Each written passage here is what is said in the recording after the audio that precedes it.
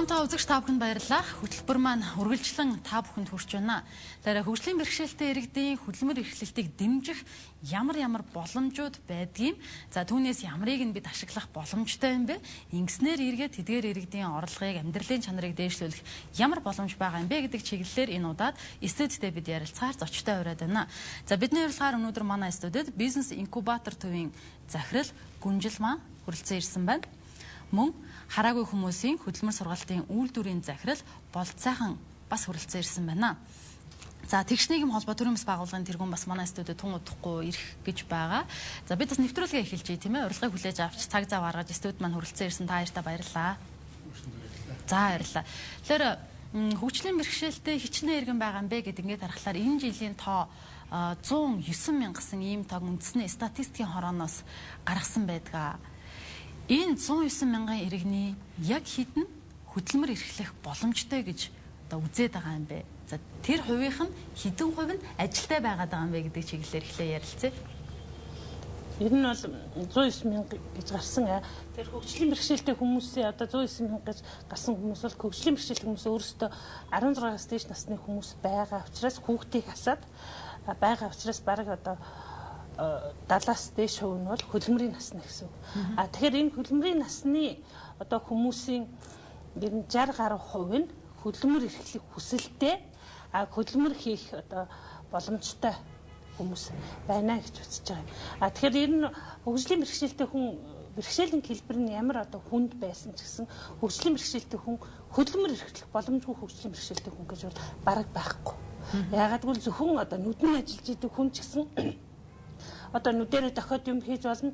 Одоо жишээлбэл амаараа харандаа зуучаад ингээд одоо зохиол бичээд юм хийгээ байж идэг хүнч байдаг учраас одоо хөдөлмөр эрхлэх боломжгүй хөгжлийн бэрхшээлтэй хүн гэж бол гэдэг ойлголт бол юм байхгүй. Гэхдээ тухайн хүний одоо хүсэл одоо сонирхол нь бол хамгийн чухал. Ягаад гэвэл хөдөлмөр эрхлэх сонирхолтой өөрөө би тийм юм хийе гэж одоо гिचээс сонирхож ингэж хийж байгаа бол ер нь ажлын байран дээр бол тэр шүү дээ. Өөр тухайн хувь хүний одоо сонирхлоос хувь хүний хичээл чармайлтаас бол их шалтгаалдаг учраас энэ нь бол одоо тухайн хүний одоо хөдөлмөр эрхлэх боломж нь өөрт нь байна.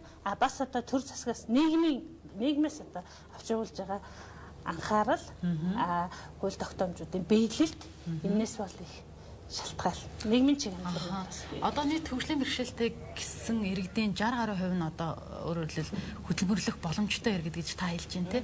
Яг энэ 60 гаруй хувь иргэд нь яг хэдэн хөдөлмөр эрхэлж байгаа? Хэдэн 10%, 20%, тэн хагас нь? Ер нь бол 18 мянган хөгжлийн бэрхшээлтэй хүн хөдөлмөр эрхэлж байна.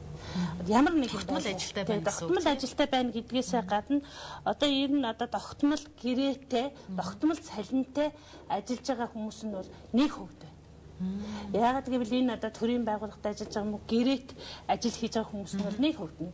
Ихэнх хүмүүс нь бол өөртөө ажлын байр одоо үүсгэж байна. Бас одоо гэр бүлийнхөө одоо бизнест тусалж байна. Хуваараа хөдөлмөр эрхэлж байна гэсэн үг. Ер нь бол хуваараа хөдөлмөр эрхэлж байна.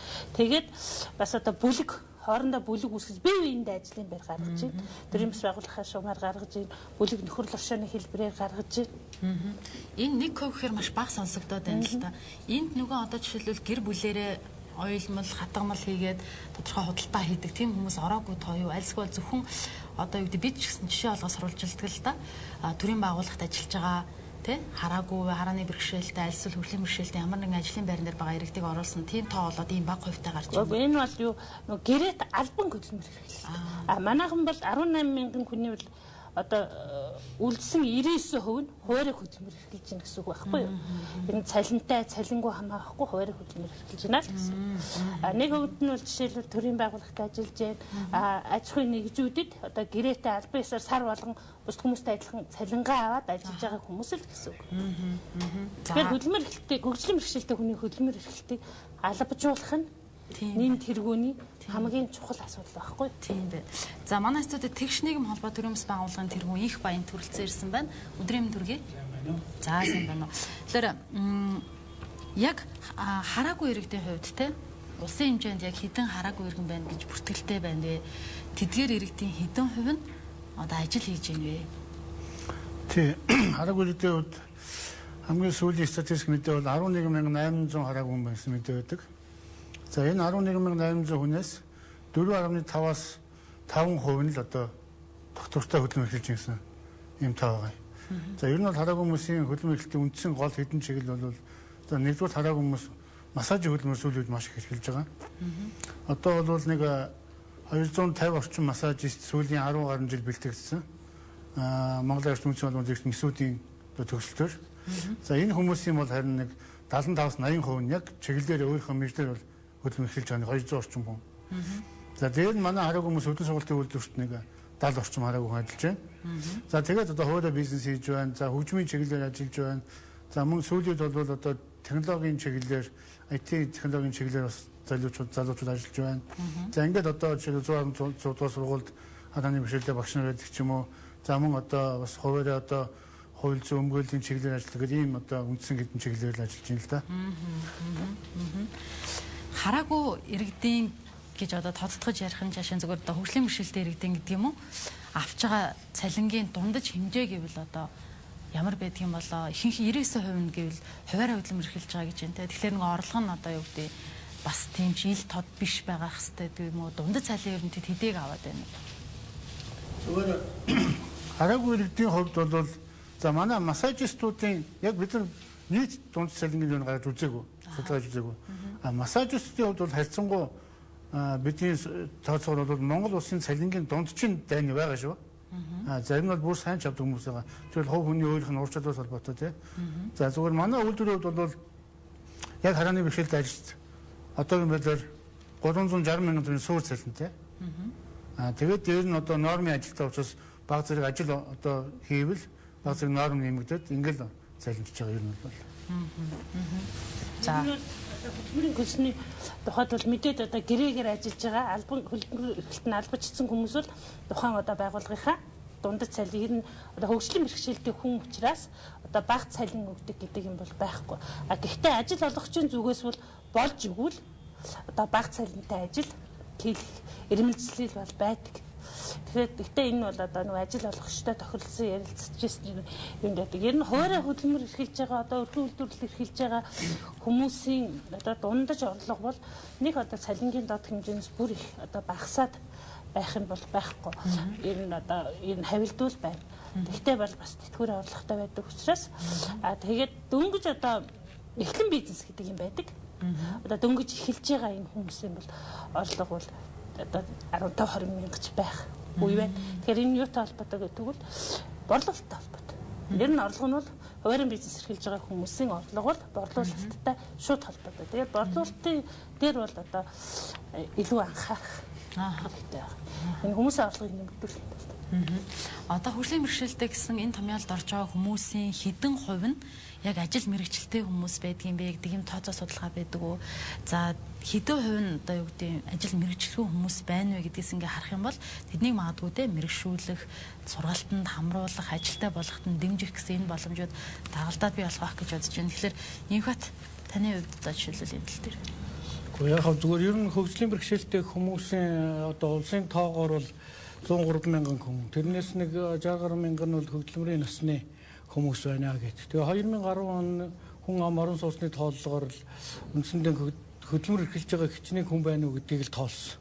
Тэгээ тэр тоогоор бол 20% л гэж ингэж үзэж байгаа. Тэгэхээр чи нэг 60 мянга 20% гэдэг чинь 12 мянга 15 мянга орчим хүн байх нэ дээ. Ийм байдаг. Тэгэхээр ер нь хөгжлийн бэрхшээлтэй хүмүүс бол ажил мэргэжил бол их бага. Яагаад гэвэл мэргэжлийн сургалтаар бусад одоо ихтэй сургуулиудаар энэ төр суралцдаг ийм зүйлүүд нь бага байгаа учраас нөгөө мэргэжил олох гэдэг зүйл бол харьцангуй бага байдаг. Тэгэл ер нь ихэвчлэн хөгжлийн бэрхшээлтэй хүн гэхээр л одоо ажил олгогч нар бол за нэг үйлчилгээний ажил, аль эсвэл нэг ачигчийн ажиллаж байдаг юм уу дандаа л ийм ажлууд байна. Ийм ажлуудыг л хийлгэж байна. Энэ ч одоо бас аргагүй байдаг баг. Гэхдээ энэ ажил олгогчийн талаас яагаад ийм байдал үүсээд байна уу гэдэг ингээд судлаад үзэхээр ерөөсөө хөгжлийн бэрхшээлийн тухай ерөнхий ойлголт. Тэгээд яаж явах ёстой, ямар байх ёстой гэдэг нэгдүгээрт энэ зүйл дээр мэдлэг жоохон дутмаг байх шиг байна. Хоёрдугаарт зохистой хөдөлмөр эрхлэлт гэдэг энэ зүйлийг бид нар бас нэлээд бодох хэрэгтэй. Зохистой хөдөлмөр эрхлэлтийн асуудлаар бол энэ дээр нэлээд дутагдaltaй зүйлүүд байдаг. Ижилхэн мэргэжилттэй мөртлөө, ижилхэн местэн дээр ажиллаж байгаа мөртлөө хөгжлийн бэрхшээлтэй хүмүүс нь одоо ялгамжаатай цалин авдаг. Ийм тохиолдол зөндөл одоо судалгаагаар харагдаж байдаг. Гэтэл ер нь бол бидний хувьд бол мэрэгжил олох одоо мэрэгших гэдэг зүйл бол харьцангуй бага байгаа. Тэрнээсээ болоод бас хөдөлмөр салентай хөдөлмөрлөх бусдаа өрсөлдөх чадвар энэ асуудал төр бол бас асуудлууд бол зөндөө байна. Одоо нийт иргэдийнхаа хөдөлмөр эхэлж байгаа байдлыг харах юм бол маш бага хувьтай харагдаад байна шүү дээ, тий. Үүнийг одоо нэмэгдүүлэх ямар боломж байна гэж үзээд байна вэ та бүхэн? Жишээлбэл одоо хараагүй иргэдийн хувьд тий хөдөлмөр эрхлэлтийг яаж нэмэгдүүлэх боломж байна? Тий одоо хараагүй хүмүүсийн хувьд статистикийг харахад зэрэг Монгол улсын нийт иргэдийн дунд хөдөлмөр эрхлэлийн байдал нь 5 орчим хувь нь ажилгүй хүнсэнд тоо гардаг байхгүй юу? Хараагүй хөдөлмөр эрхэлж байгаа нь 5% байгаа. Энэ яг 100% эсрэгээр байгаа байхгүй. Тэгэхээр энэ байдлыг яаж сайжруулах вэ гэвэл манай хараагүйчдийн холбоо үйлдвэрүүд хамгийн том одоо тулгымцсан асуудал болоод байгаа. Зөв бид бол хэд хэдэн асуудал харж одоо үзэж байгаа. Нэгдүгээр бол за хууль эрх зүйн хүрээнд шаардлагатай өөрчлөлтүүдийг хийх хэрэгтэй, сайжруулах хэрэгтэй. Гэхдээ бий болцсон одоо байгаа хууль эрх зүйн орчныг бид нэр хэрэгжүүлэх зөв ашиглах асуудал их чухал байгаа. Энэ дээр юу байна вэ гэхээр ажил олгогчдыг бид яаж урамшуулах вэ? Тэднэрт ямар туслан дэмжлэг үйлчлэгээ үзүүлэх вэ? Хараагүй хөгжим бишрэлт өгөн ажлын төлөө тийм ээ. Хоёрдугаар гэвэл бид хараагүй хөгжим бишрэлтэй хүмүүсээ өөрсдийн хэрхэн тэр хөдөлмөрийн зах зээлийн эрэлтэд нийцүүлсэн одоо тийм чадвартай, боловсрол мэдлэгтэй, ур чадвартай болох уу? Яаж одоо бие даан тэр нийгмийн харилцаанд, хөдөлмөрийн харилцаанд оролцох одоо тийм нөхөн сэргээх үйлчлэгийг иж бүрэн үзүүлэх үү?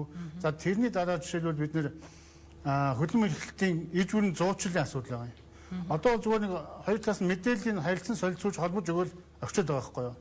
Гэтэл хүнийг бол гэртээ одоо ингээд хараагүй болцоод байж байгаа хүнийг яаж одоо гужин зам талбай ганцаараа явах уу? Яаж одоо бие дааж ажиллаж амьдрах уу? Бүх нөхөн сэргийг одоо ахуй нөхөн сэргээл, мэргэжлийн нөхөн сэргээл, хөдөлмөрийн нөхөн сэргээл бүх сургалтанд нь хамруулад ажил олгогчтой нь одоо зуучилж уулзуулад ажлын байранд нь дасан зохицох хүртэл ингээд 1.5-аас 2 жилийн иж бүрийн үйлчлэг үзүүлэх шаардлагатай. Ер нь бол олон улсын туршлага угаасаа тийм байдаг л да. Тэгэхээр энэ үйлчлэгийг бид нэр үзүүлээд ингэсний дараа одоо ажил олгогч хөгжим бишрэлт ажилтан хоёр за одоо окей бидэнд асуудал байхгүй болдоо гэсэн цагт орхиод явах хэрэгтэй байдаг хгүй. Тэгэхээр энэ үйлчлэг манд байхгүй байгаа нөр их толгомцсон асуудал бол за ер нь энэ үйлчлэгийг хэн гүйцэтгэдэг юм бэ? Энийг бол одоо гадаад улсын туршлагаар бол за зарим газар төрийн байгууллага, зарим газар ер нь ихэнх нь бол төрийн бүс байгууллагууд гэрээгээр гүйцэтгэж явчихдаг. Хөгжим бишрэлтийг зориулсан нөхөн сэргээх үйлчлэгийн төвүүд байдаг л да. Бие даан амьдрах төвүүд гэдэг. Тэргүүрээ дамжуулаад гэртээ байгаа хөгжим бишрэлт үнийг яг одоо нийгмийн амьдралд орохт нь иж бүрэн бэлтгэл бие даасан яг одоо иргэн хинээс хамааралгүйгээр тийм иргэн болгоод зах зээлд нийлүүлж байгаа байхгүй. Одоо эдгээр иргэдийгээ те ажилтай болгоно гэдэг чинь цаана орлоготой болно, амьдралынхын чанар нь дээшлэнэ гэдэг ингээ олон эрен үзүүлэлтүүд алдаа гараад ирнэ те. Гол нь хуваараа бизнес эрхлэх боломжийг нь олгох хэрэгтэй юм уу? Хөгжлийн бэрхшээлтэй иргэн учраас альва нэг аж ахуйн нэгж байгууллагад ажиллахад хүндрэлтэй байдаг гэдэг утгаараа те. Эсвэл байгууллага бүр түрүүн таны хэлдгээр одоо ямар нэгэн байдлаар хөгжлийн бэрхшээлтэй иргэн авч ажилуулсныхаа төлөө урамшдаг байгаар энэ зохицуултыг төлөхөө гэстэй юм уу? Хосолсон хөлбөр байх уу? Тийм, ер нь бол хосолсон хөлбөр нь зөв. Зүгээр ер нь энэ зөв, энэ буруу гэхэд бол хэцүү байхгүй юу? Ялангуяа манай орны нөхцөл бол одоо тийм параллельны юм зэрэгцээ явах хэрэгтэй. Ер нь бол яг хуу яг одоо нийгмийн эдийн засгийн байдал сайжраад хөгжөөд ингээд тооцоо улсын хөгжлийн төвшин нэг төвшин гараад ирэхээр зэрэг тэр хуваараа хөдөлмөр хийж байгаа байдал нь өөрөө харьцангуй багасаад ирдэг. Ерөөсө тогтвортой байнгын ажлын байр гэдэг юм өөрөө чухал болдог. Одоо манад бол эсвэргээр хуваараа хөдөлмөр эрхлэлт нь чухал болоод байгаа. Гэхдээ энэ бол бас одоо буруу юу гэвэл буруу биш. Энэ зөв. Тэгэхээр төр засгийн бодлого ч юм уу ер нь бидний одоо үйлчлэгээний чиг хандлага бол энэ хоёрыг зэрэгцээ хөгжүүлэх ёстой. Ажил олгогчдод бид нэр ойлгуулж нийгэм донд энгийн хамт олон донд нэг ч гэсэн хүн ажилд оруулж явах нь зөв. Нөгөө талдаа хуваараа юм уу гэр бүлээрээ бизнес эрхлээ явж байгаа хүн дээр нь бас дэмжлэгийг үзүүлээд тийм ээ өнгөртөө зээлийн олгоод өшөө одоо ямар урамшуулдаг бүгдийг ингээд дэмжиж явах нь өөрөө зөв. Ер нь бол зэрэгцээ явах хэрэгтэй гэж бид үздэг. Хөгжлийн бэрхшээлтэй иргэн гэхээр магадгүй зарим одоо ажил олгогч нарын зүгээс те юу гэдэг ажлын цагийг баримтлах болов эсвэл бол бусад одоо хариуцлага үүрэх чадвар нь хэр юм бол гэсэн эргэлзээ бас төржиж магадгүй л те тэдэнд ер нь ямар чадвар хамгийн их байна вэ? Ер нь бол нэг хариуцлага алдах хулуу яах бол гэдэг одоо юу яхад байх нь бол бас бага штэ. Хөгжлийн бэрхшээлтэй хүмүүс өөрсдөө хэрвээ одоо биднэрт итгээд бас нэг одоо тухайн ажил олгогч итгээд ажил өгсөн бол тэрэн дээр бол нэг хариуцлага алдаал одоо ажилдаа ирэхгүй ч байх юм уу, эсвэл одоо юм хийхгүй ч байх юм уу, ийм бол баг гардаггүй. Гэхдээ одоо ажил олгогчийн зүгээс нэгэнтээс юм бид нар хөгжлийн бэрхшээлтэй хүн ажил олгох ажил дээр амжилт гаргахтай бус хүмүүстэй адилхан одоо амжилт гаргаад ижил хэмжээний цалин авах гэдэг бол бас харьцангуй ойлголт. Яагаад гэвэл өөрөөтөө байгаа бүх чадамжийг тэр хүн ашиглаж байна. Гэхдээ бас энд одоо бусдын тусламж, туслах үйлчилгээ авч яж бас одоо бусд хүмүүстэй эдлэхэн одоо ажил хөдөлмөрөөр эхлэх ийм боломжуудтай одоо ажлын байрууд бол байдаг. Бас тэгэхээр энэн дээр үзэхэд бол хөгжлийн бэрхшээлтэй хүнийг ажил хийлгэхдээ хөдөлмөр эхлэхдээ бол ажлын байрын тохируулга гэдэг юм байна. Ажлын байрын тохируулга гэхээр ажлын байрын тохируулга бол өөрөө хувь хүний бэрхшээлийн хэлбэрт тохирсон одоо байх ёстой. Тэгэхээр ажлын байрууд хэр түгээн мэдээд байгаа. Ер нь ажил олгогч бол ингэж боддог байхгүй. Ажлын байрын тохируулгыг хийхэд бол маш их мөнгө зарах байхаа. Одоо юу гэдэг бид нар одоо их мөнгө зарах байх.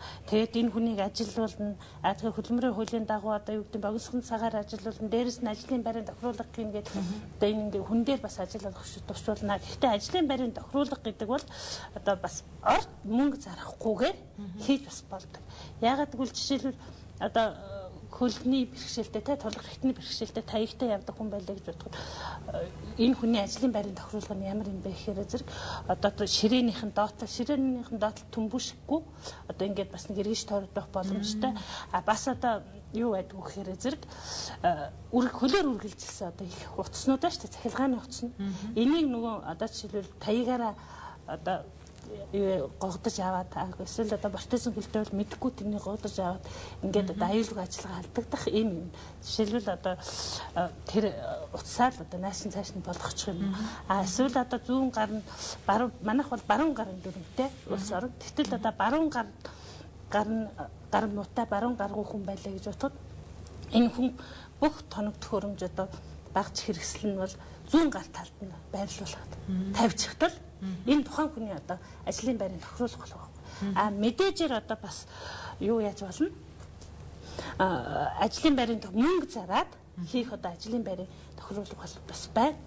Тэгэхээр энийг бол бид нар бас дараах хэмжээ авч байгаа. Тэгэхээр хөгжлийн бэрхшээлтэй хүний эрхийн тухай бол одоо хөдөлмөр эрхлэлтийг дэмжих тухай хуулийн дээр одоо нэмэлт өөрчлөлт орох гэж байна. Бид нар бас одоо энэ тэгш нийгэм холбооны хэрэгжүүлж байгаа Европын холбооны төслийн хүрээнд бол энэ хөдөлмөр эрхлэлтийг дэмжих тухай хуулийн дээр бол нэлээд ажиллаж байгаа. Тэгэхээр хуулинд бол бид нар юу гэж тусгаж байгаа вэ гэхээр зэрэг хөгжлийн бэрхшээлтэй хүний ажлын байрын тохируулгыг одоо хийхэд зарсан мөнгөний тодорхой хувийг хөдөлмөр эрхлэлтийг дэмжих сангаас одоо олгодог болё гэсэн заалт оруулах гэдэг одоо бас хичээж байна.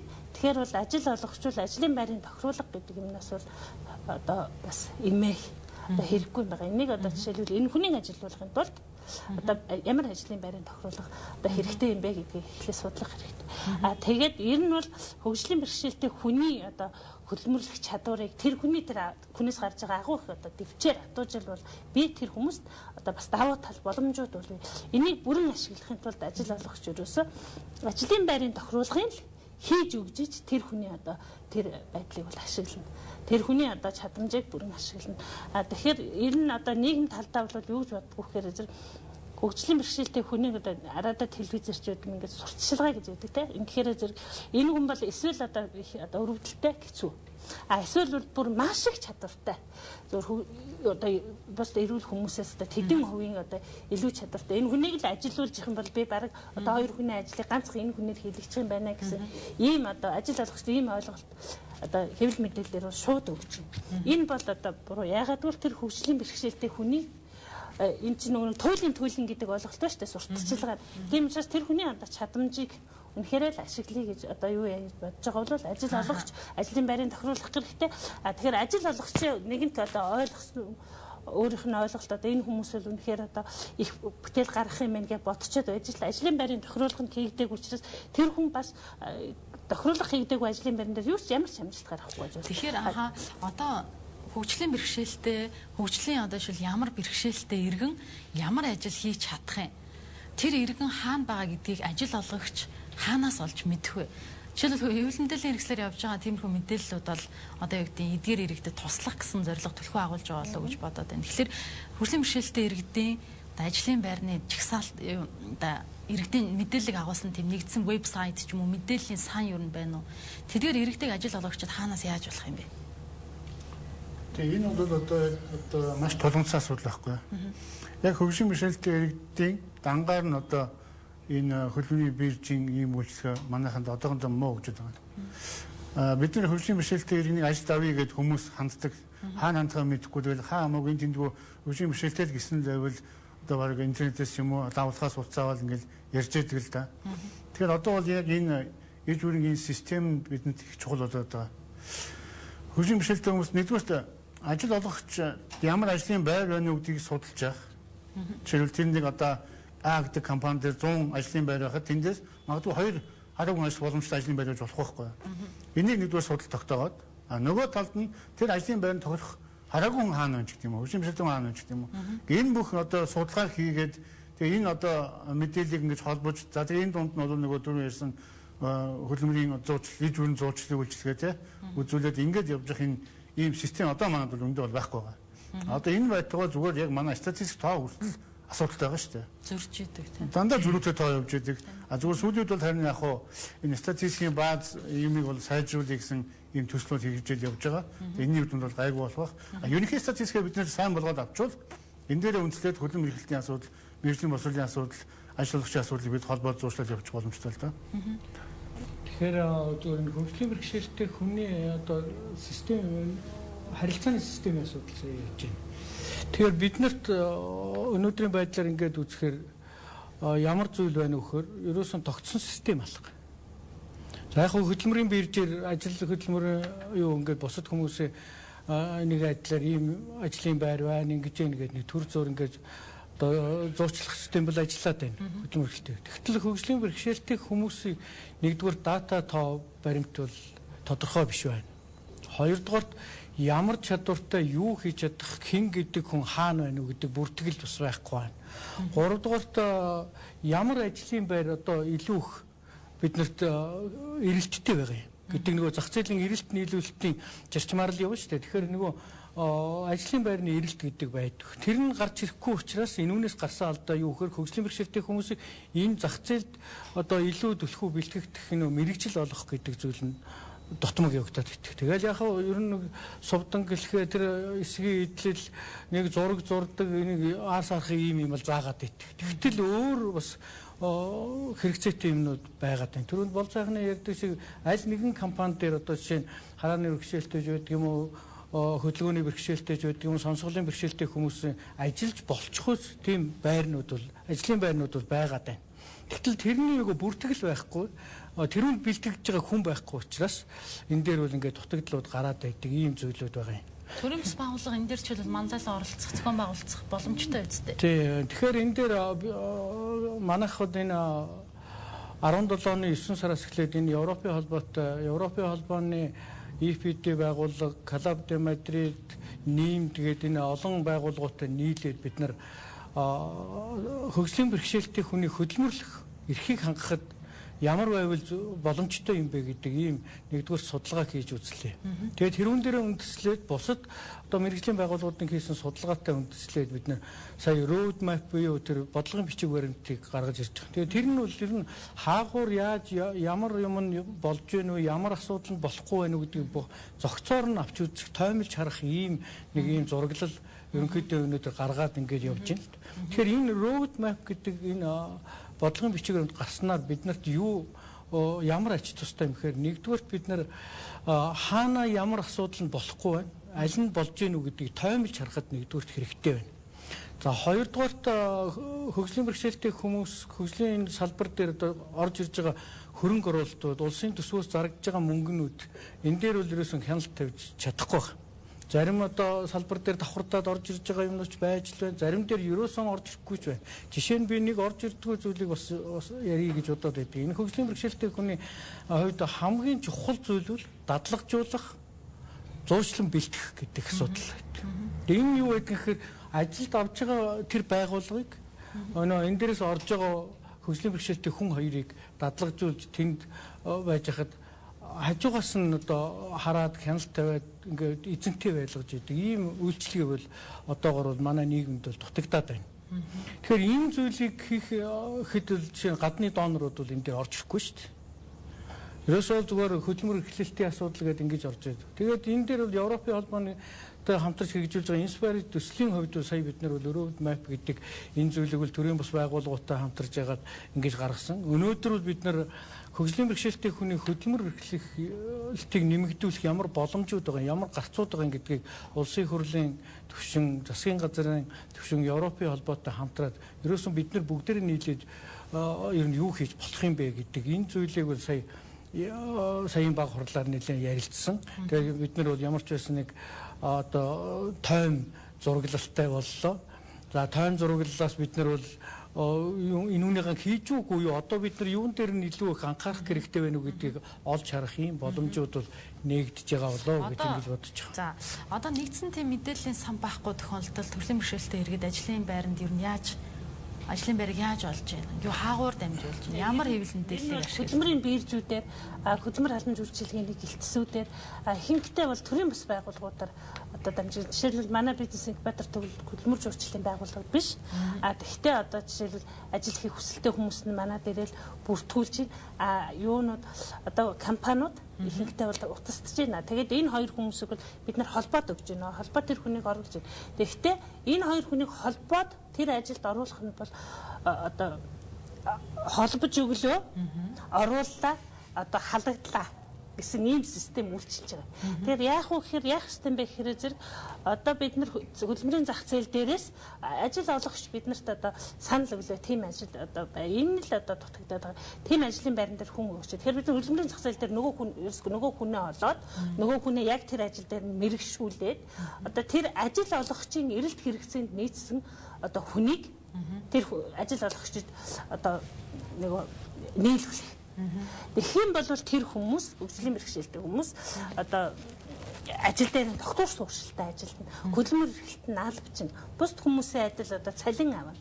Нэгдүгээр хоёрдугаар бол нийгмийн чиг хандлага шууд өөрчлөгдөнө. Яг л энэ хүмүүс бол ирсэн хийсэн ажил бэлтгэгдсэн хүн учраас хийсэн одоо ногдол заагаад өгсөн ажлыг бол найдвартай хийнэ гэдэг ингээд ажил олгогч дуртай бол ажил олгогчийг дуртай байгаагийн гэрээр бид нар шууд ерөөсөө нийлүүлж болохгүй. Ямар ч үед одоо хөдөлмөрт бэлтгэх тэр үйлчилгээг бол хийх хэрэгтэй. Тэгэхээр одоо хөдөлмөрийн эрхлэлтийн үйлчилгээ одоо хөдөлмөрийн яамнаас явуулж байгаа үйлчилгээний дотор бол тэр хөдөлмөрт бэлтгэх үйлчилгээ нь бол одоо байхгүй. Хөгжлийн бэрхшээлтэй иргэд одоо нэг ажлын байран дээр ямар хугацаанд дунджаар ажиллаж байна вэ? Ер нь бол одоо 10 хэдэн жил ажилласан хүнч байна. Одоо жишээлбэл ажил олгохчийнхоо дэмжлэгийг авахын тулд бас ажиллаж байна. Яагаад гэвэл одоо 1 жил ажиллаж 12 жил сар ажилласнаас хүнд бол ажилуулад тухайн хүний одоо энд өгсөн цалингийн 60% олгодог тийм систем ажил олгогчийн дэмжлэг байна. Тэгэхээр энэ одоо нэгэнт авцсан юм чинь бид нар энэ өгсөн цалингийнхаа 60%-ийг одоо авчаа гэдэг ажил олгогч бол аваад тухайн хүн одоо ажлаас нь гаргадаг юм байна. Тэгэхээр тухайн хүнийхээ одоо чадвараас болно. Тэгэхээр ер нь бол ийм штэ ажлын байрны тохируулга одоо орц гарц гэл ийм юмнууд нь одоо биелэгдээгүй хийгдээгүй тохиолдолд бол одоо ажил олгогч удаан одоо хөгжлийн бэрхшээлтэй хүн ажил авах бол одоо хэцүү. Одоо хөдөлмөрийн эрхлэлтийг дэмжих тухай хуулийн дээр 6 сар хүртэл ажиллал одоо дэмжлэг болно. Одоо дэмжлэгийн нэг юм дээр. Тэгэхээр энэ 6 сар гэдэг бол санаандгүй тавьсан тоо биш байгаа. Яагаад гэвэл тухайн хүн бол одоо 6 сар л тэр ажилдаараа дэвччих юм бол тэр тухайн байдлаа ер нь бол тухайн орчиндөө дэвчээд байчих юм бол тухайн хүний одоо амьдрах орчин өөрт нь болоод одоо ажлын байрандаараа ч юм уу тэр орчиндөө тасан цогцдог. Энэ нь бол ингээд нөгөө батлагдсан судалгаагаар батлагдсан юм байт юм байна. Тэгэхээр энэ нь одоо ажил хийлгэж байгаа ажил олгогч ажил хийж байгаа хөгжлийн бэрхшээлтэй хүн ер нь хөгжлийн бэрхшээлтэй ч гэх юм байхгүй ажил олгох хүндрэлтэй хүн бол 6 сар тухайн ажлын байран дээр дэвчих нь хамгийн чухал аль одоо 6 сарын дотор л уучраа олно. 1 сарын дотор хэсэж уучраа олохгүй. 3 сарын дотор уучраа олохгүй. 3 сараас хойш бол ингээд бас хэвийн болоод ирдэм. Би биенийхээ ойлгоод 6 сарын дараа бол одоо амьдралынх нь энгийн тийм гурван болоод ирдэг. Одоо нөгөө тухайн байгууллага аж ахуйн нэгж одоо 25 ажилтны тутамдаа нэг хөгжлийн бэрхшээлтэй иргэнийг ажлын байраар ханганаа ч юм иймэрхүү хөдөлмөрийн хуулийн заалт хэрэгжиж байгаа гэж ойлгоод байгаа шүү дээ. Хөдөлмөрийн хуулийн 111 зүйл заалт хэрэгжиж байгаа. 111 гэдэг квотын систем. Тийм. Нийт ажилтны 4 буюу түүнээс дээш хөгжлийн бэрхшээлтэй ажиллах хэрэгтэй. Үгүй бол ажлын байранд төлөвлөлөх хэрэгтэй гэдэг. Тэгээ энэ бол одоо хангалттай ус хэрэгждэггүй л дээ. Гэхдээ энэ яагаад хэрэгжихгүй вэ гэхээр одоо зүгээр яг нэгдүгээр Монгол улсын засгийн газар төр өөрөө энийг хэрэгжүүлэх хэрэгтэй байхгүй. Судалгаагаар хамгийн хэрэгжүүлдэгнүүд нь төрийн байгууллагууд гэдэг байхгүй. Төлбөрч төлдөг төрийн байгууллагууд. Яадгүй төсөвт мөнгө тавьж өгөөгүй. Ажлын байрны төлбөрт өг гэсэн мөнгө байхгүй гэдэг. Мөнгө төлдөг, ажилтан ч авдаггүй. Тэгэхээр засгийн газар төр өөрөө энэ хуулиа хэрэгжүүлж манлайлж бусад шаардлага тавина шүү дээ. Зүгээр яг хувийн хвшлийнхэн бол зарим тохиолдолд тийм сэтгэл зүйн нэг юм яваад байдаг. За ажлуучаас зүгээр мөнгөний өгчөө төгдөг одоо гэсэн байдал яваад байхгүй. Уг нь бол энэ хуулийн заалтын гол шаардлага бол ерөөсөө гол зорилго бол хөгжимшилтийн ажлын байртад болох нь чухал байхгүй юу? Тэрс мөнгө хураага татаад байх чухал биш тий. Гэтэл одоо бол ингээд эсрэгээр яж яваад байна л да. Тэгэхээр энэ хуулийн хэрэгжилтийн асуудал бол цааш тийг анхаарах ялангуяа засгийн газар өөрөө мөр манлайлж одоо жишээлбэл энэ квота өөрөө биелүүлэх тий. Биелүүлэхгүй бол тэр мөнгөний төсөөсөө гаргаж тавьж өгөх. За энэний дараа бол одоо бусад ажиллагчдад бид одоо хандаж ажиллах. Дээр нь энэ хуулийн хэрэгжилтийн одоо явцад биелэлтэнд хөгжимшилтэй хүмүүс эрхийг хамгаалж ажиллаж байгаа төрийн бас байгууллагуудыг гэрээлж гүйцэтгүүлж оролцуулах асуудал чухал байдаг. Өмнө нь одоо нэлээд жил өмнө ийм одоо ажил хийгдэжсэн гэрээлж одоо хөгжимшилтэй байгууллагууд. Тэгээд тэр жил бол маш өндөр одоо ажил орсон хүмүүс нь ахиу байсан. Дээр нь нөгөө төлбөр хураамж нь ирж нэмэгдсэн байсан байхгүй. Тэгэхээр энэ бол одоо төрийн бас байгууллагын энэ ажлыг хийж чадна гэдэг баталсан. Одоо бол энийг бас бид тавиал явж байгаа засгийн газар бол. Хөгжлийн бэрхшээлтэй иргэдийн хуваараа хөдөлмөр эрхэлж байгаа байдал манай улсад одоо 99% байна гэж түрүүн та хэлжсэн тийм. Тэгэхээр энэ хувийг бас нэмэгдүүлэхэд тэдэнд одоо ямар дэмжлэг хэрэгтэй байна? Олон улсын жишээг ингээ харуул бид ямар жишгээс нь авч хэрэгжүүлж болох боломжтой юм бэ? Ер нь тэр хөдөлмөрийн хуулийн 111 дээрс энэ усны санал бодоол өгье. Сая бид нар судалгаа хийж үзсэн 400 хүн өдөө орон нутгийн 6 аймаг Улаанбаатар хотын 6 дүүргийг хамруулад нэг судалгаа хийж үзсэн. Энэ дээр ер нь бол хөдөө бол хөдөлмөрийн хуулийн тэр 111 дугаар заалт бол хэрэгжих боломжгүй юм билээ. Яагаад гэвэл 25 ажиллагчтай байгууллага гэдэг бол ер нь одоо маш цөөхөн. Сумын төвдөл ер нь бараг байхгүй. Имлэг сургууль. За имлэг сургууль хоёр л байна. Тэгээд нөгөө имлэг сургууль хоёр нь авдаггүй. Нэг ийм асуудал гараад идэв. Тэгэхээр энэ хөдөлмөрийн хуулийн шинжилгээ хийж байгаа энэ дээр бас бид нар саналаа өгж байгаа. Тэгээд энэ нүунийг бас жоохон өөрчил уян гатан болох асуудал, квотын асуудал байгаа юм шиг байна. За хоёрдугаар тэр хуваарийн хөдөлмөр ихэвчлэн л одоо хөгжлийн бэрхшээлтэй хүмүүс бол хуваарийн хөдөлмөр эрхлэх, гэрээрээ одоо жижиг бизнес эрхлэх гэдэг энэ асуудал байдаг. Гэтэл энэ асуудлыг явуулах гэхээр нэг хүндрэлтэй зүйл одоо бид нарт ерөөсөө яригддаггүй одоо хэрэгжиж болдгүй нэг зүйл бол зээлийн асуудал. Тэр хүн чинь өөрөө одоо амьдралын төвшин янз бүр л байна. Гэхдээ шууд хөдөлмөр эрхлэх чадвартай цөөхөн тооны хүн байна. За ихэвчлэн хөгжлийн бэрхшээлтэй хүмүүс бол шууд өөрөө мөнгөө гаргаад хувийн бизнес хийгээд ингээд явдаг ийм зүйл нь алга. Тэгэхээр энүүнийг тэр зээлийн системээр мөнгөний бодлогоор одоо бусад банкуд энэ тэр ямар бодлогоор дэмжиж болох уу гэдэг энэ асуудлыг чинь хөдөлмөрийн тухай хуулийн дээр бас нэлээд бодох хэрэгтэй байх. Банкуудын тухай хуулийн дээр ч бас энэ дээр орох хэрэгтэй байх гэж ингэж боддог. За нөгөө талаар зөвхөн яг саяын хэрэгжүүлсэн төслийн явгаар энэ road map гэдэг энэ бичиг баримт, бодлогын бичиг баримт гарч байгаатай холбогдоод энэ үл ерөөсөн явж байгаа үйл ажиллагаан дээр мониторинг хийхэд төрийн бас байгууллагуудын оролцоог сайжруулах гэдэг энэ асуудал байна. Тэгэхээр тэр хөдөлмөрлөлтийг дэмжих санд орж ирж байгаа мөнгө хаашаа яваад байгаа юм? Яг нөгөө зориулалтаар хэрэгжиж гин үгүй юу гэдэг дээр одоо хяналт үнэлгээ хийх боломж бол одоогоор бол алга. Яг үнэндээ хийхгүй байна. Тэгэхээр энүүнийг бид нар хийхин тулд сая нөгөө ерөнхий хийх бодлогын бичиг баримт дээр бол төрийн бусаар хийлгүүлж, зөвлөмж өгүүлж, тэрний одоо зарцуулалтыг сайжруулах, үр дүнтэй болох гэдэг дээр бол нэлээ одоо орсон. Тийм учраас мэдээ тэр одоо зориулалтаараа зарцуулагдаад байвал бас нэлээд их хэмжээний мөнгөнд одоо мөнгөнд дүнгууд бол яригдал байдаг. Тэгээд тэр нь хаагуур яваад яагаад байгаа Тэгвэл одоогор бол яг хэлж мэдэх юм бол байхгүй байна. Энэ бол юм байхгүй. Хөгжлийн бэрхшээлтэй хүмүүсийн хуваарь одоо хөдөлмөр эрхлэх асуудлыг эрчимжүүлэх, албажуулах гэдэг юм бол бид нар одоо төр засагч тэгж бодоод байна. Нийгэм ч өөрөө тэгж бодоод байна. Манайхан ч өөрсдөө бас ихэнхдээ одоо юу гэдэг буцалтгүй одоо хідэн одоо цөөхөн тооны одоо мөнгө өгөө тэр нь одоо ингээл ашаан дотроо гэр дотроо 2 3-уулаа нийлээл ингээд юм хийгээд байна. Тэр нь бүр ингээд байвал одоо болохоор юм шиг санагдаад байгаа. Гээд байгаа.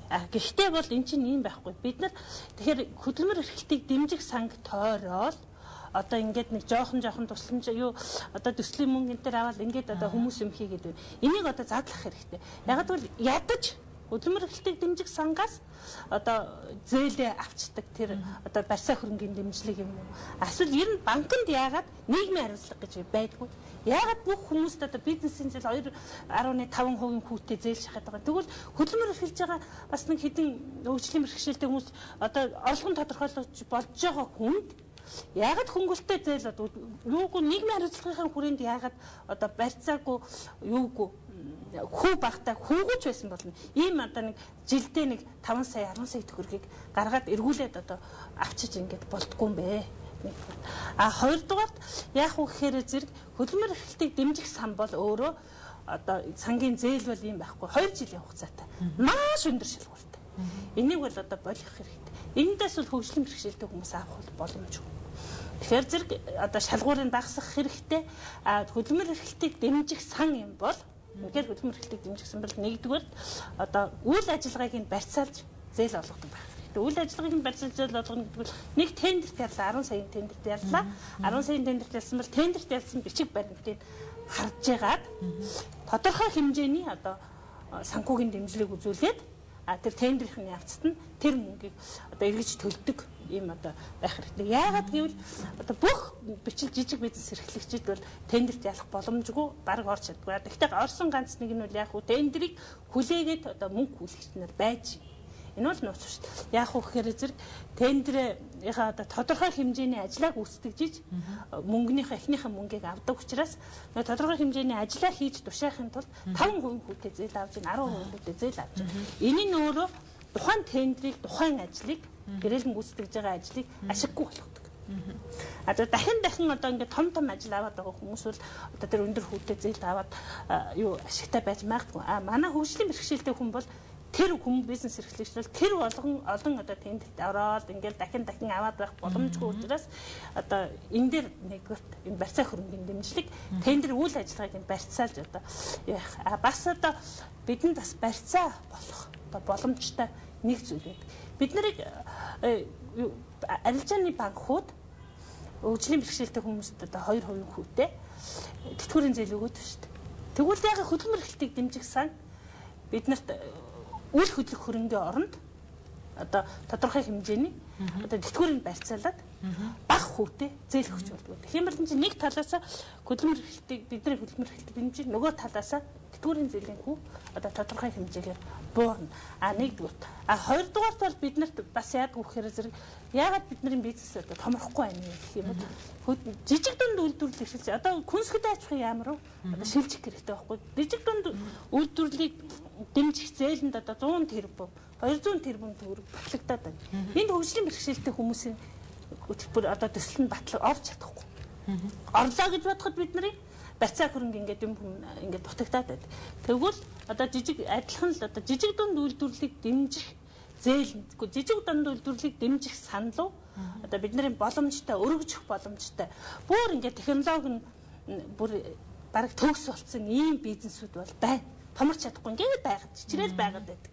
Томрох ихээр зэрэг эргэлтийн хөрөнгө дутагдаад байдаг. Хэн нэгэнд өгчих ихээр зэрэг тэр хүний насаараа хөдөлмөрлсөн юм байдаг. Өөрөө гисэт хичээж байдаг. Тэгэхээр зэрэг энэ дээр бол одоо инновацийн бодлого, жижиг дунд үйлдвэрлэлийг дэмжих бодлого. Тэгээд хөдөлмөрийн яамнаас одоо өөрөөр хэлбэл шилжилтийн үеийн бизнесийг хөдөлмөрийн яам хүнсгэд аж ахуйн яам хоёр бол дэмжиж гаргаж яадаг. Яг шилжилж байгаа үед бүх бизнесүүд ундаг. Энэ шилжилтийн үеийн бизнесийн бодлого гэж бид нар даач байдгүй, ер нь бус бизнес эрхлэгчдэр байдаггүй. Энэ нь бол төрөөс бас бизнес эрхлэгчдээр гарах авч үзэх асуудал байна. Хөгжлийн бэрхшээлтэй мөртлөө хөдөлмөр эрхэлж байгаа тэр нь үнэхээр бусдад жишг болох үз тийм сайн жишээнүүд зөндөө байгаа байх гэж бодож байна. Юу гэдэг бүгдээрээ хөдөлмөр эрхэлж чадахгүй, бүгдээрээ банкнаас зээл авч чадахгүй, эсвэл бүгдээрээ ажилд орох боломжгүй бас биш байх гэж одоо тань л та. Энэ жишээ сайн жишээнүүдээс одоо яриа. Тэгэлгүй яах вэ? Жишээл одоо манай хараагүй хүмүүсийн хувьд массаж хөдөлмөр эрхлэлтэр бол энэ бол манай хөдөлмөр эрхлэлт, хөгжлийн бэрхшээлтэй хөдөлмөр эрхлэлт өвч гэсэн хамгийн сайн жишээ байхгүй юу? Одоо Улаанбаатар хөдөө орон нутгийн нэг 26 бэст массаж гэж сүлжээ төв байна. Эндээс 2 нь хараагч холбооны харьяа төв. Бус 24 5 нь бол дандаа хов хүмүүс байхгүй юу? Энэ хов хүмүүс хараагүй хүмүүс дандаа өөрсдөө массаж сураад төгсөөд дахиад сурж төгссөн массажистууд аваад ингээд одоо доолт 1 2 дээдл нь 10 хэдийн үнэтэй ийм бэст массаж төв байгуулад тэгээ одоо маш амжилттай ажиллаж байгаа юм бол байгаа. Одоо энэ бол бүр их том тодорхой сайхан жишээ. Ахтын хүмүүс дахиад дэмжлэг хэрэгтэй. Ягаад гэвэл бүгд түрээсийн байранд явуулдаг үйл ажиллагаа. Одоо нэг 500 мянган сая төгрөгийн орон түрээслэж байгаа. Энэ орон сууцны нэг давхрын 1-3 өрөө бай түрээсдэг байхгүй юу? Тэгээд энэ хүмүүс чинь бүх олсон одоо ашиг үндэснүүд түрээсэндээ өгөөл ингээл яг хуу. Гэхдээ өөртөө бол хангалттай бас нэг орлоготой ингээд яваад байгаа юм. Уг нь бид нар хэрвээ энэ асуудлыг шийдээд жижиг дунд үйлдвэрийн сангаас ч бай, хөдөлмөрлөлийн дэмжлэг сангаас ч бай энэ одоо амжилттай ажиллагааны төвүүдэд хүүгүүгээр урт хугацаатай ипотекийн зээлд оруулаад өгчих юм бол тэр хүнд өгжөө түрээс нь хуримлагдаад явандаа өөрт нь үйл хөдлөхөнд болоод үлдээд ингээд бүр цаашаа доктортой ажиллах өшөө өргөжид томрох юм боломжтой байхгүй юу. Одоо бол нэгсэндээ зүгээр тэр түрээслэгч нөхрийн хил тэжээгээл ингээд явж байгаа. Гэхдээ бол манайхан маш амжилттай явж байгаа. Энийг гол нь дэмжих асуудлыг чухал байгаа. Ер нь бол бүх салбарт. Жишээлбэл Үнгийн 3 гэдэг компани байна. Энэ нөөцлөгч бүх юм болцсон. Тэгээд энэ Бацуул гэдэг залуу гэр хийдэг. Одоо асемийн гэр ихлээсэн. Тэгээд одоо бас нөгөө энэ юу амралтын чөлөөт бүсгээтэй амралт юуны энэ хил дээр байж байгаа говьд бол барьж байгаа тэрний гэрүүдийг хийж ин хөвсгөлт хийж. Тэгэхээр энэ 10 гаруй хөгжлийн бэрхшээлтэй хүн ингээд юугаар ажилтдаг. Одоо юу гэвэл кадастраар гэсэн үг нэг үгээр хэлбэл ханын хөгжлийн бэрхшээлтэй хүмүүс хийж байна. Бүрээсийн хөгжлийн бэрхшээлтэй хүмүүс ойж байна. Яг тэн дээр одоо хөгжлийн бэрхшээлтэй хүмүүс яаж байна. Тэгэхээр энэ хүмүүс одоо тэгтэл энэ хүн яаж байна вэ гэхээр сарда сая төгрөгийн түрээстэй ажлын байр түрээсэлж байна. За одоо өөрөөсөө ингээд энэ залуучууд энэ хүмүүс ажлын байртай бол ерөөсөө түрээс төлөхөө болъё гэд ингээд түрээс юу яагаад ажлын байр гаргаад хийгээд ингээд бариад ирэхээр зэрэг энд одоо яг ингээд одоо ажиллаж байгаа 10 гэтэн тэр 10-аад 20 хүний ажлын байрыг бий болгож байгаа тэр залуу таал барай хайцсан тэр барайд орхицсон тэр ажлын байрын одоо гүйцэх гэхээр зэрэг ингээд бүх юм тийшээ хийсээр байгаа энэ чинь нөгөө эргэлтэн бизнес нь удаашраад ирж байна. Яг энэ юунд төр хөдөлмөр эрхлэлтийг дэмжих сангаас байдаг юм уу? Энд дэмжлэг үзүүлэх хэрэгтэй. Энэ чинь цаашаа явчих боломжтой, өргөжих боломжтой хөлөө утсан бизнес байхгүй юу? Энэ залуучууд байна. Бас ногоон дээр одоо газар тариалан дээр одоо манай ташин халтаад одоо 30 гэтэн хүн ногоо тариалаад бас нэлээ одоо амжилттай ажиллана бүх салбарт байна. Одоо өхрийн одоо фермерүүд одоо байж байна. Оёдол байна. Одоо оёдол дээр бол бас компани болцсон. Одоо гурван ийм компани болцсон ийм бүсгүйчүүд байна. 8 хүн одоо бас нэлээд гайгүй тендер гайгүй ажиллаад байгаа. Энэ нь бол ингээд орон нутгч гэсэн байна. Энэ юм амжилттай яг манай бизнес инкубатор төвөөс бол 4 компани гарсан. Энэ бол бас одоо нэлээд хөөрхөн ажиллаад байгаа юм. Тэр нь ийм сайн жишээнүүд байна. Гэхдээ би энэ бүх хүнд бие даан амьдрах гэдэг энэ ойлголтыг өгөх гэдэг ер нь хамгийн их чухал юм байна. Хөдөлмөр эрхлэхэд энэ их чухал нөлөө үзүүлдэг юм байна гэж ингэж бодож байгаа. Тэгэхээр бидний хувьд хөдөлмөр эрхлэлт гэдэг энэ зүйлийг ярьж байгаагийн хувьд бол ажил олгогчийн нэг тал байна. Бодлогоор зохицуулт хийх нэг хэсэг байна. За ямар юм хийж чадах уу гэдгийг тодорхойлж гаргах нэг хэсэг байна. Тэгэхээр энэ олон талуудын одоо зөв зүйтэй харилцааны асуудлаас болоод хөдөлмөр эрхлэлтийн асуудал бол мэдээ цаашаа явна. Тэгэхээр бие даан амьдрах гэдэг энэ асуудлыг бас нэлээд их бодож үздэг. Тэгээд энэ бие даан амьдрах сурах гэдэг энэ зүйл бол хүнд бол ажил хөдөлмөр хийх би өөрөө одоо бие даасан амьдралтай юм байна гэж ингэж ойлгох сэтгхүй суухад нэгдүгээрт энэ их чухал байдаг.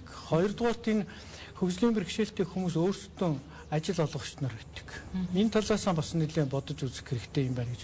Би яагаад гэвэл энэ бас л улсын хэмжээнд хийгдэх нэг том тогтолцооны асуудал, энэ халамжийн үйлчилгээний олон нийтэд түшгэлсэн үйлчилгээний төрлүүдээ бас энэ бие даан амьдрахын хад тусалдаг энэ хөтөч туслахуудын асуудлуудыг бас энэ дээр илүү авч үзээсэн гэж ингэж их боддөг юм. Энэ бол одоо шилдэг жишээ болох одоо талтай. Яагаад гэвэл их олон ажлын байр бий болно. Нийгэмд гараад өөрөө бие даагаад цаашаа амьдрах гэхээр хүмүүс бас албан ёсоор авах, албан ёсоор өөртөө туслуулах ийм туслахын одоо алба хөтчийн албатай болохгүй бол бид нар бол энэ хүмүүсийг бол нийгэмд бол татаж оруулахад бол дутагдж байгаа зүйл нь бол энэ байдаг. Тэгэхээр энэ ажлын байрны классик одоо хамгийн бас нэг сайн жишээ энэ зүйлийг бид нар хийж чадвал энэ бол маш олон хүнд хүрэх, маш олон ажлын байрыг бий болгох юм боломж байгаа юм байна л гэж ингэж харагдчихдаг. Зүгээр жирээ нэг өдөртэй одоо юу гэдэг ажиллаа хийж явж байгаад автосолд ороод ч юм уу хөгжлийн бэрхшээлтэй олцсон тий. Тэгээд сэтгэл зүйн шоконд байгаа хүн бас цөөнгүй байдаг. Өөрөөр хэлбэл хөгжлийн бэрхшээл нь гинт өөртөө тохиолдсон. Ийм иргэд дахиад ажил хөдөлмөр эрхлэнэ гэдэг тэр итгэлийг өөрөө олж авч чадчихэв нүү. Сэтгэл зүйн хувьд энэ хүн ажил хөдөлмөр эрхлэх ёстой. Би хэдийгээр хөгжлийн бэрхшээлтэй ч гэсэн ажил хийх боломжтой, сайхан амьдрах боломжтой гэдэг тэр итгэлийг яаж өгд юм бэ? Хэн өгд юм бэ? Энэ бол юм байхгүй. Хөгжлийн бэрхшээлтэй энэ олон л одоо хөгжлийн бэрхшээлтэй хүн бол тухайн одоо гів гинтний өдөр ингээл осолд ороод хөгжлийн бэрхшээлтэй болчихсон. Тэгэхээр хүмүүс бол нийгэм бол ингэж боддог байхгүй. Хөгжлийн бэрхшээлтэй одоо жишээ хөлгөө болсон хөлөө тариулсан маяг гэж л дээ. Энэ хүнийг бол эмнэлэгт хэвтчих хугацаанд нь л энэ хүн бол хамгийн хэцүү үе гэж хүмүүс бодоод яг эмнэлэгт хэвтчих хүн дээрээс гэртээ гараад нэг 14 7 хоногийн дотор бол ингээд хүмүүс аймаар хийрээл тий ингээд өстой ингээд байдаг. Тэгснийхаа дараа одоо юу гэдэг нэг сарын дараанаас ч юм ингээл нөгөө эрэг хүмүүс нь цөөрөл тэр хүн гэртээ ганцаараа үлдэх хугацаа нэгтэл одоо сэтгэл гутралтай байдаг юм одоо ямар нэгэн байдлаар ингээд байдаг. Гэхдээ энэ бол тийм биш юм аа.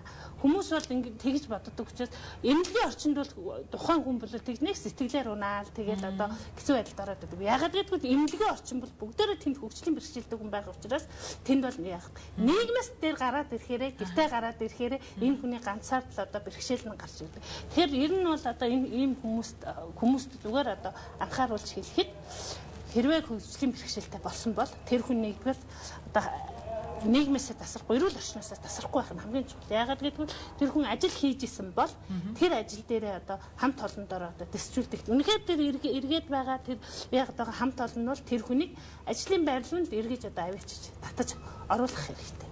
Ажлынхаа хөдөлмөрийнхаа нөхцөлийг өөрчилж болно одоо ямар нэгэн байдлаар. Яагаад гэвэл одоо нэг л энэ байдлаасаа одоо нэг тасарчих юм бол тэр хүн эргэж тэр хамт олондоо очиход бол энэ баг нь одоо хаалт үүсчихдээ. Нэгдүгээр. Тэгэхээр энэтэй холбогдуулаад хөдөлмөрийн нөхөн сэргээлт гэдэг юм одоо нэг мэрэгшүүл гэдэг юм хамгийн чухал. Ягаад биднэрт хөдөлмөрийн нөхөн сэргээлт хэрэгтэй гэдгүүл тэр хүн одоо жишээлбэл би багш байсан хүн байхгүй юу. Тэгэхээр би юуныхаа дараа көлөө тариулсныхаа дараа багш хүн көлөөрөө хололж идэв юм байна гэдэг юм төрсөн. Яг би бага ангийн багш байсан. Төв аймгийн баян цогтой дээр бага анги яасан. Тэгэхэд би 45 минутанд 30 хүүхдээ 3 удаа эргэж нэг хүүхдээ дооцох нь 2 удаа очиж миний хичээл амжилттай болох хэрэгтэй байхгүй юу? Тэгэхэд хөлгүү одоо хөл муутай хүн бол хизээш тэгж чадахгүй 1.5 дахин иргэдэг байхгүй юу? Тэгэхээр тэгэд энэний дараа бол мэдээж одоо багшаа хийх боломжгүй юм байна. Миний хичээл үр дүнгүй болох юм байна гэдгийг би өөрөө ойлгосон. Одоо тэрний дараа сэтгүүлч болсон. Тэгэхээр хүмүүс бол ингэ бодоод байдаг. Сэтгүүлч хүн хөлөөрөө хоололж идэг. Сэтгүүлч хүн толгоогоор л хоололж идэг байхгүй юу? Одоо харилцааныхаа чадвараар хоололж идэг шүү дээ. Тэгэхээр эн чинь яг уу гэхээр тухайн хүний одоо мэрэгжлийг юу яах, солих юу яах. Тэгэхээр тэр үед бол бид намайг хүлээн тариулж явах үед бол юу яагаад байгаагүй хөгжлийн бэрхшээлтэй хүний хөдөлмөр хэрэгтэй асуудал бол хаалттай байсан. Хэрвээ нээлттэй би эрх зүйн орчноо мэддэг байсан бол би сургуультад дэсчүүлдээд хамт олон дотроо дэсчүүлдээд би одоо үйлчлэх хөдөлмөрийн багш болох байсан байхгүй. Тэгсэн бол би хүүхдүүдэд тойруулж суугаад ингэж ойлгох юм. Ингэх юм гэж зааж өгөөд шав төвлөө сургалт хийгээд ингэж яваад төхөр зэрэг над одоо үлдсэн амьдралд маань тохиолдох тэр нөгөө бэрхшээлээ авах гэдэг асуудал байхгүй. Тэр учраас хэрвээ хэн нэгэн одоо хөгжлийн бэрхшээлтэй шууд хөгжлийн бэрхшээлтэй болсон нэгдүгээр төрийн бас байгууллагуудаа юу яах хэрэгтэй?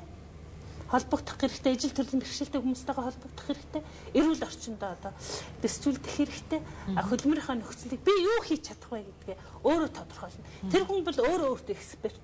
Яагаад гэвэл тэр хүний яг юу хийж чадах вэ гэдгийг одоо хөдөлмөр эрхлэлтийн үйлчилгээнийх ч юм уу хэн нэгэн хүн тодорхойлж чадах. Тэгэхээр яг одоо би энэ нөхцөлд юу хийж чадах вэ? Тэр юм аа хийх хэрэгтэй. Тэр хүмүүстэй яаж холбогдох гэдэг аргыг төрийн бас байгууллагч юм уу одоо ямар нэгэн байгууллага одоо холбогдох боломжтой. Тийм учраас одоо өөрийгөө одоо нэгэнд одоо хүлээд хариулсан бол гараад хариулсан бол хараагүй болсон бол нөхөн сэргээгдэх боломжгүй бол тэрнийг одоо эмчлүүлэх гээл мөнгөө зараад ч юм уу хөл урахгүй шүү дээ. Тэгэд зовж явахын оронд зүгээр л одоо би дараа нь яах вэ гэдэг алхмаа л хийх хэрэгтэй. Сэтгэл зүйн бас нөгөө сэтгэлийн хадтай байх хэрэгтэй гэж ярьдаг шиг тийм. Тэр бүлийнх нь бас тийм байх хэрэгтэй.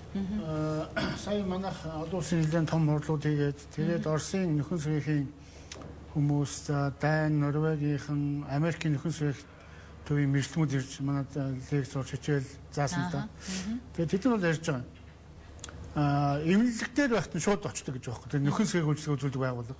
За энд ингээд ийм хүн харааг болчлоо, энэ хүний хараа бол сэрэхгүй, одоо энэ хэсэг хугацаанд харааг байна гэнгүүт эмнэлэг дээр байхад нь очиод үйлчилж эхэлдэг. Жишээ сэтгэл зүйн хувьд нүргөөл та бол гутах хэрэггүй. Бид ингээ харааг хүмүүс байна. Би ингэж алж амьдэрч чинь ийм юм байна гэл. Нөхөн сэргээх үйлчлэгээ бол тэр хүн ерөөсөө тэгэл эмнэлэгт байхад нь шууд эхэлдэг гэж байгаа юм. Тэгэхээр манайд бол одоо энэ систем алгалдаа тэр эмнэлэгт байх нь байтугай бүр гарсан өнөө хаанч очихоо мэдэхгүй л очиод байгаа.